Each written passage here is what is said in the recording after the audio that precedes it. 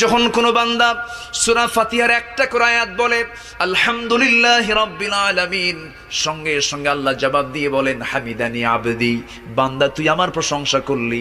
আর রহমানির রহিম যখন বলে আল্লাহ বলেন আসনা আলাইয়া আবদি। মালিক ইয়াউমিদ্দিন যখন বলে আল্লাহ বলেন মাজ্জাদানি আবদি। এরপরে যখন বলে ইয়াকা না'বুদু ওয়া ইয়াকা নাস্তাঈন পর্যন্ত যখন বলে আল্লাহ বলেন বান্দারে তুই আমার কাছে কি চাস, প্রাণ খুলে চা রে বান্দা। ইহদিনাস সিরাতাল মুস্তাকিম থেকে শুরু করে নিয়া ওয়ালাদ-দাল্লিন পর্যন্ত যখন বান্দা বলে তখন আল্লাহ বলেন বান্দা নামাজের মধ্যে এমন প্রেমের খেলা খেললি বান্দা, তুই যা চাইলি সব আমি আল্লাহ কবুল করলাম। ওই বান্দা যখন রুকুতে যায় আল্লাহ তখন অস্থির হন।